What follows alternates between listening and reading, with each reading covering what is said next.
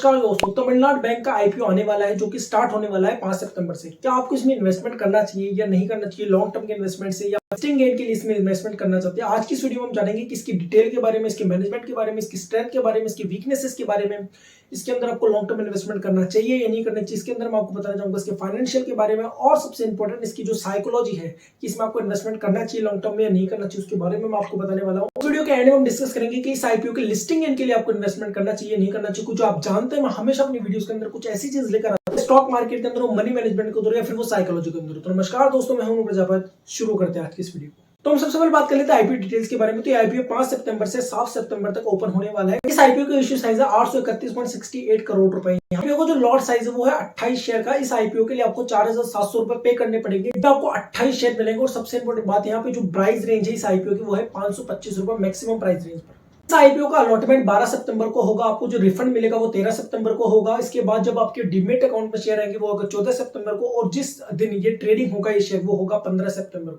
यानी कि 15 सितंबर को ये शेयर भारतीय शेयर मार्केट के अंदर लिस्टेड हो जाएगा। बात करते हैं सेकंड पॉइंट की कि कंपनी की स्ट्रेंथ क्या है। सबसे पहली स्ट्रेंथ ये है कि कंपनी को पूरे 100 साल हो चुके हैं। अब आप कहेंगे ये किस तरह की स्ट्रेंथ है? यानी कि ये कंपनी 1921 से शुरू हुई थी और आज 2022 तक की कंपनी चल रही है, यानी कि 100 साल से भी ज्यादा हो चुके हैं इस कंपनी को। अब आप कहेंगे इसमें कौन सी बड़ी बात है? याद रखिएगा, फोर्थ पॉइंट जब हम लॉन्ग टर्म इन्वेस्टमेंट को समझेंगे इसके बारे में तब आप ये समझ पाएंगे ये पॉइंट बहुत बड़ी स्ट्रेंथ है इस कंपनी के लिए। दूसरी चीज है कि इस कंपनी की ब्रांचेस, कंपनी के पास 509 ब्रांचेस हैं, 1141 एटीएम है। लेकिन यहाँ पे सबसे इंपॉर्टेंट में आते हैं, यहाँ पे 369 ब्रांचेस तो केवल तमिलनाडु के अंदर ही है। तभी आप समझ सकते हैं कि इसका नाम तमिलनाडु बैंक क्यों रखा गया है। इसका रीजन ये है कि यहाँ पे इसका जो सबसे ज्यादा काम होता है वो तमिलनाडु के अंदर होता है। अकॉर्डिंग टू डाटा 76.33% काम इसका तमिलनाडु के अंदर ही होता है। अगर हम इसके एटीएम की बात करें तो इसके एटीएम 949 एटीएम तो केवल तमिलनाडु के अंदर ही है। तो आप समझ गए होंगे कि तमिलनाडु यानी कि साउथ रीजन के अंदर इसका काम सबसे ज्यादा है। लेकिन यहाँ पे एक और सबसे इंपॉर्टेंट बात ये है, इसके अलावा ये कंपनी अदर स्टेट में भी काम करती है। टोटल 15 स्टेट और यूनियन टेरिटरी के अंदर इसका काम चल रहा है। लेकिन यहाँ पे सबसे इंपॉर्टेंट बात है, सबसे ज्यादा काम तमिलनाडु के अंदर हो रहा है। उसके बाद आंध्र प्रदेश, गुजरात और बाकी जो स्टेट्स है उसके अंदर इसका काम चलता है। लेकिन नेक्स्ट स्ट्रेंथ की बात करते हैं जो कि है इसके कस्टमर्स। तो इसके पास टोटल 50 लाख से ज्यादा कस्टमर है, जो कि इसके अकॉर्डिंग टू डाटा आया है निकलकर 50 लाख से ज्यादा कस्टमर है। लेकिन यहाँ पे सबसे इंपॉर्टेंट बात ये है कि जैसे कि मैंने आपको बताया 76.33% काम इसका तमिलनाडु के अंदर है। तो उसके अंदर 50 लाख कस्टमर्स को जोड़ना ये बहुत ही ज्यादा अच्छी बात है इस कंपनी के लिए, जो कि आने वाले समय में लॉन्ग टर्म में इस कंपनी को बहुत ही ज्यादा बेनिफिट्स प्रदान करेगी। और कैसे करेगी वो हम समझेंगे आगे। यहाँ पर नेक्स्ट स्ट्रेंथ जो है वो इस कंपनी का टिकट साइज। देखिए ये जो बैंक है वो स्मॉल टिकट साइज पर काम करता है, यानी कि ये बहुत ज्यादा बड़े बड़े लोन नहीं देता। ये जो बैंक है वो स्मॉल टिकट साइज पर काम करता है, जैसे कि एमएसएमई कस्टमर्स के साथ, एग्रीकल्चर कस्टमर्स के साथ और रिटेल कस्टमर्स के साथ ये बैंक काम करता है। इतनी सारी स्ट्रेंथ सुनने के बाद अब आपको लग रहा होगा इसकी बैंक में तो कुछ भी खराबी नहीं है। तो इस बैंक के अंदर कुछ वीकनेसेस भी है, लेकिन उसको पहले समझने से पहले हम ये समझ लेते हैं कि इस कंपनी आईपीओ में लिस्ट हुई क्यों रही जब इसके पास इतना अच्छा फंडामेंटल है। इसके रीजन है कंपनी की ब्रांचेस। कंपनी और ज्यादा ब्रांचेस ओपन नहीं कर पा रही है। इसका रीजन है सीबी ने रिस्ट्रिक्शन लगाया हुआ है कि जब तक ये कंपनी आईपीओ के अंदर लिस्टिंग नहीं होगी तब तक ये और ज्यादा ब्रांचेस नहीं बढ़ा सकती। तो इस वजह से ये सबसे बड़ा रीजन है जिसकी वजह से कंपनी अपने आईपीओ लेकर आ रही है। तो यानी कि एक रिस्क फैक्टर भी है या इसकी वीकनेसेस भी कह सकते हैं। तो जैसे ही आईपीओ लिस्टिंग होगा तो ये वीकनेसेस अपने आप ही दूर हो जाएगी। इसके बाद और ज्यादा ब्रांचेस बढ़ा पाएगी,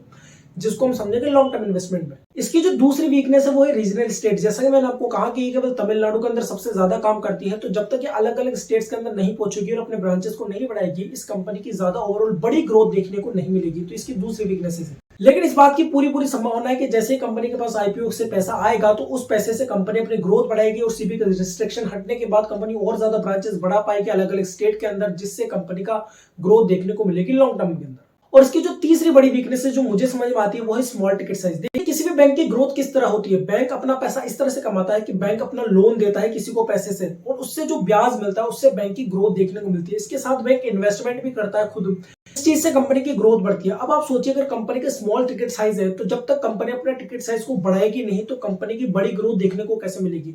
लेकिन हो सकता है कि आईपीओ के बाद जैसे जैसे अपनी ब्रांचेस बढ़ाते जाएगी कंपनी, हो सकता है कि स्मॉल टिकट साइज से लार्ज टिकट साइज पर जाएगा। और अगर ऐसा होता है तो ये लॉन्ग टर्म में बहुत अच्छी कंपनी बन सकती है। अब हम नेक्स्ट पॉइंट पर आते हैं, वो है इसका मैनेजमेंट वास्तव में इसका वेस्ट एस्टेब्लिश मैनेजमेंट है। ऐसा नहीं कि किसी कंपनी के फैमिली मेंबर्स ही इस कंपनी को चलाते आ रहे हैं। कंपनी का मैनेजमेंट अच्छा है। अब हम चलते हैं फाइनेंशियल की ओर। देखिए फाइनेंशियल के अंदर कोई भी कंपनी, कोई भी इन्वेस्टर, ये कोई भी बड़ा इन्वेस्टर, कोई भी स्मार्ट मनी जिस भी आप नाम से जानते हैं, वो कोई भी व्यक्ति इसमें पैसा कब लगाएगा? जब इस कंपनी के फंडामेंटल अच्छे होंगे, कंपनी प्रॉफिटेबल होगी, फिर कोई भी व्यक्ति इस कंपनी में पैसा लगाना चाहेगा। तो इस कंपनी के फाइनेंशियल को बड़े ध्यान से देखना चाहिए। अब इस आपको स्क्रीन पर एक चार्ट दिखाई दे रही होगी जिसके अंदर आपको 3 साल के फंडामेंटल दिखाई दे रहे होंगे इस कंपनी के।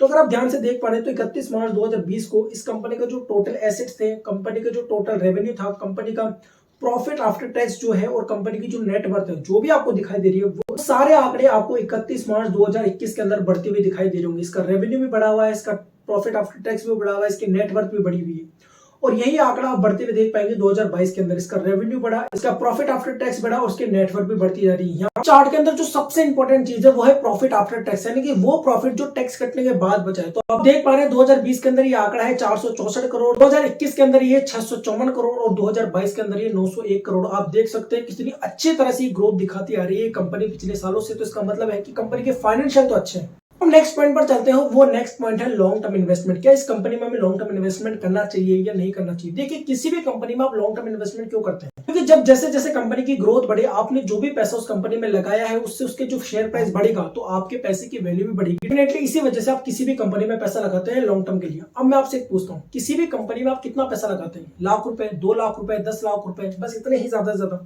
अब आप सोचिए कोई म्यूचुअल फंड उसी कंपनी में कितना पैसा लगाता होगा? कोई डोमेस्टिक इन्वेस्टर या फॉरेन इन्वेस्टर किसी कंपनी में कितना पैसा लगाता होगा? क्या वो 1 लाख रुपए लगाता है, 1 करोड़ रुपए लगाता है या हजारों करोड़ों रुपए लगा देते हैं? डेफिनेटली वो करोड़ों रुपए लगा देते हैं किसी भी कंपनी के अंदर। अब मैं आपसे एक सवाल पूछता हूँ, क्या वो ऐसे ही किसी कंपनी में पैसा लगा देंगे? नहीं लगाएंगे। वो बिल्कुल सोच समझकर, उनके पास एक टीम है जिनका पूरे दिन केवल एक ही काम है, वो है फंडामेंटल ट्रैक करना किसी कंपनी के लिए। अभी जो कंपनी हमें प्राइस इशू कर रही है यानी कि 525 रुपए, अगर वो प्राइस बढ़ना चाहिए आने वाले सालों के अंदर तो इसका मतलब है कि वो जो इन्वेस्टर है जो लाखों करोड़ों रुपए इस कंपनी में लगाएंगे वो उसके फंडामेंटल को चेक करेंगे और वो देखेंगे कि वास्तव में इस कंपनी में पैसा लगाया जाना चाहिए या नहीं लगाना जाना चाहिए। और उनके अकॉर्डिंग ये फंडामेंटल सही बैठते हैं तो वो जो डोमेस्टिक इन्वेस्टर या फॉरेन इन्वेस्टर या म्यूचुअल फंड जो इसमें लाखों करोड़ों रुपए लगाएंगे इस कंपनी के अंदर, उससे इस कंपनी के शेयर्स की डिमांड बढ़ जाएगी, जिससे सप्लाई कम होगी तो इस कंपनी का शेयर का प्राइस बढ़ेगा, जिससे आपका लगाया हुआ पैसा भी साल दर साल बढ़ता जाएगा। तो अब आप समझ चुके हैं कोई भी जो प्राइस बनता है वो किस तरह बनता है। आपने जितना फंडामेंटल अभी तक समझा, इसके फाइनेंशियल को समझा, इसके मैनेजमेंट को समझा, यहाँ तक अब आपको सब कुछ समझ में आता है कंपनी वास्तव में इसके फाइनेंशियल अच्छे हैं और कंपनी का ओवरऑल फंडामेंटल अच्छा खासा आपको दिखाई दे रहा है यहाँ तक। अब हम इसको थोड़ा और डीप तरीके से समझने का प्रयास करते हैं। पहली जो स्ट्रेंथ मैंने आपको बताई थी, कंपनी 100 साल पुरानी है, ये बहुत इंपॉर्टेंट बात है। देखिए, आप जानते हैं इंडिया के अंदर बहुत सारे स्टार्टअप्स लॉन्च होते हैं हर साल, लेकिन उनमें से कितने ज्यादा सक्सेसफुल हो पाते हैं और कितने सारे फेलियर्स निकलते हैं? बहुत ज्यादा फेलियर्स देखने को मिलता है। अब आप सोचिए कोई कंपनी जो कि 100 साल से कंसिस्टेंटली अपने आप को स्टैब्लिश कर पा रही है और सबसे इंपॉर्टेंट वो आज प्रॉफिटेबल भी है, जो कि आपको फंडामेंटल यानी कि फाइनेंशियल के अंदर आपको दिखाई भी दे रहा है, तो ये बहुत बड़ी बात है किसी भी कंपनी के लिए। क्योंकि जब भी हम किसी कंपनी के फंडामेंटल को चेक करते हैं, उसके फाइनेंशियल को चेक करते हैं, तो जो डाटा हमें दिखाई देता है उस डाटा के बेस पर हम फ्यूचर के अंदर किसी भी स्टॉक के पैसा लगा देते हैं। यानी कि हम ये सोचकर पैसा लगाते हैं कि जिस तरह का डाटा हमें हिस्ट्री के अंदर दिखाई दे रहा है, हो सकता है कि आने वाले सालों में भी यही डाटा दिखाई दे, उसके बेस पर आप किसी भी कंपनी में पैसा लगाते थे उसकी ग्रोथ के ऊपर। अब आप समझ गए होंगे कि जो कंपनी 100 साल से अपने आप को स्टैब्लिश कर पा रही है और कंसिस्टेंट है, अभी भी वो प्रॉफिटेबल है, तो लेकिन यार उससे भी बड़ी बात यह है कि अब वो एक ही रीजन के अंदर इतनी प्रॉफिटेबल हो पा रही है। तो सोचिए जब उसके पास पैसा आएगा और अलग अलग स्टेट्स के अंदर वो अपनी स्टैब्लिश बना पाएगी तो वो कंपनी और कितनी ग्रोथ में आ सकती है, डिपेंड करेगा आने वाले डाटा के अंदर। लेकिन यहां तक अब आपको ये समझ में आ रहा है कि एक बार इस कंपनी के लिए आपको नजर बनाए रखनी चाहिए या आप चाहे तो इसमें लॉन्ग टर्म इन्वेस्टमेंट कर सकते हैं। अब हम नेक्स्ट पॉइंट पर आते हैं। अब लॉन्ग टर्म इन्वेस्टमेंट का जो दूसरा पॉइंट है वो है मनी और इसकी ब्रांचेस। अब आप ध्यान से समझिएगा, सीबी का रिस्ट्रिक्शन हट जाएगा इस कंपनी के ऊपर से जैसे ही कंपनी लिस्ट होगी 15 तारीख को। उसके बाद ये कंपनी और ब्रांचेस खोल सकती है अलग अलग यूनियन टेरिटरीज के अंदर, अलग अलग स्टेट्स के अंदर।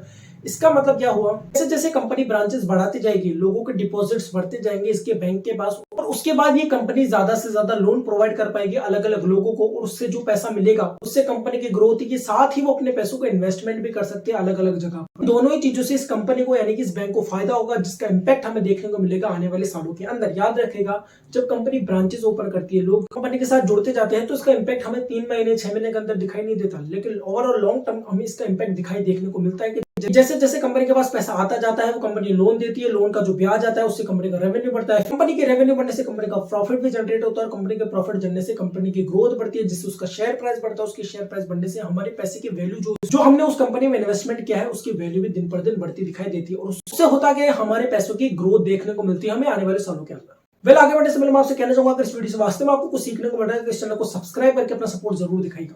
Thank you so much. Long term investment की सारी चीजों को समझने के बाद आपको लगता है कि कंपनी बहुत अच्छी इसमें इन्वेस्टमेंट कर देना चाहिए, लेकिन यहाँ पे जो सबसे इंपॉर्टेंट बात जो मैं आपको बताने वाला हूँ वो है एग्जीक्यूशन।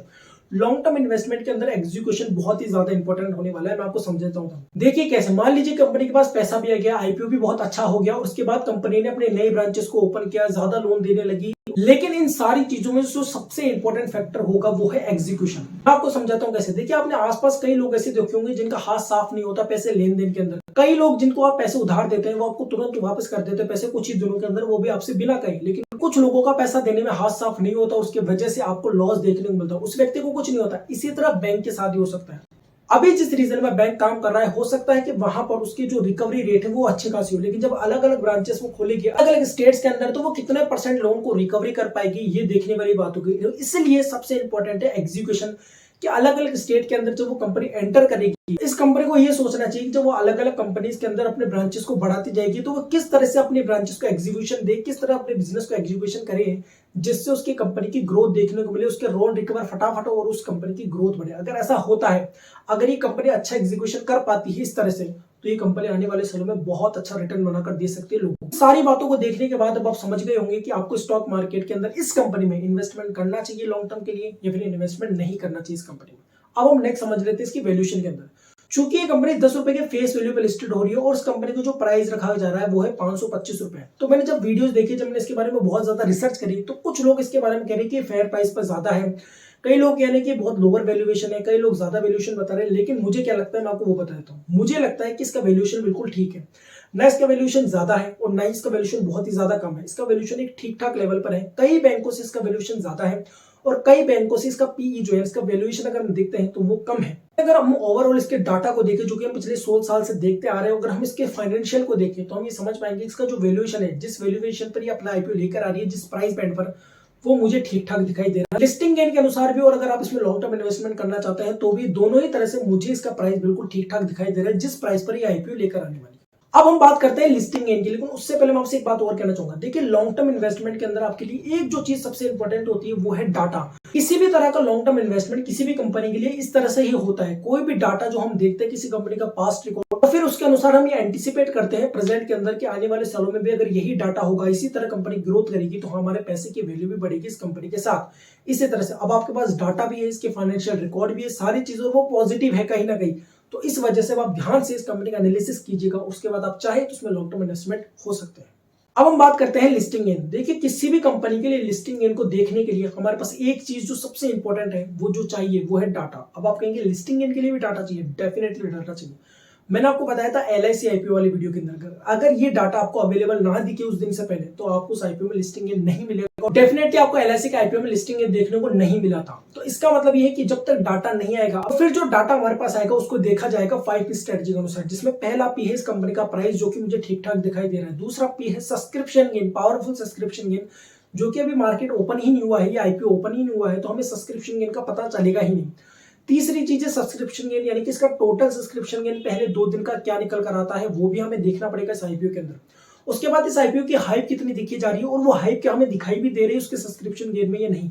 याद रखिएगा इसका सब्सक्रिप्शन गेन का डाटा सबसे ज्यादा इंपॉर्टेंट होने वाला है। इसको देखकर ही आप ये बता पाएंगे कि इस आईपीओ में लिस्टिंग गेन मिलेगा या नहीं मिलेगा। अगर आप केवल ये जानना चाहते हैं कि इस आईपीओ में लिस्टिंग गेन मिलेगा या नहीं मिलेगा, तो आप मुझे कमेंट जरूर कीजिएगा। उसके एक दिन पहले, जिस दिन ये आईपीओ की क्लोजिंग होगी, उसके एक दिन पहले मैं आपको बता दूंगा कि आपको इसमें इन्वेस्टमेंट करना चाहिए या नहीं करना चाहिए। इसलिए इस चैनल को सब्सक्राइब जरूर कीजिएगा। और जल्दी ही 5P स्ट्रेटजी पर एक वीडियो आने वाली है, पूरी वीडियो, उसके अंदर मैंने आपको इतने सारे एग्जांपल देने वाला हूं कि आप ये देखकर ही पता लगा पाएंगे किसी आईपीओ के अंदर किस आईपीओ में लिस्टिंग गेन मिलेगा या नहीं मिलेगा। इतने सारे एग्जांपल्स के साथ मैं आपको दावा देता हूं, विश्वास दिलाता हूं, बिना ग्रे मार्केट प्रीमियम को देखकर ही आप ये पता लगा पाएंगे किसी भी कंपनी में किस आईपीओ में आपको लिस्टिंग गेन मिलेगा या नहीं मिलेगा। अगर इस वीडियो को सीखने वाले, इस वीडियो को लाइक कीजिएगा, शेयर कीजिएगा अपने दोस्तों के, चैनल को सब्सक्राइब कीजिएगा। और किस तरह के टॉपिक्स पर आप वीडियो देखना चाहते हैं मुझे कमेंट करके जरूर बताएगा। इस आईपीओ में आप क्यों इन्वेस्टमेंट करना चाहते हैं, आप लॉन्ग टर्म के लिए इन्वेस्टमेंट करना चाह रहे हैं, आप लिस्टिंग के लिए इन्वेस्टमेंट करना चाह रहे हैं, मुझे कमेंट करके जरूर बताएगा। Thank you for watching.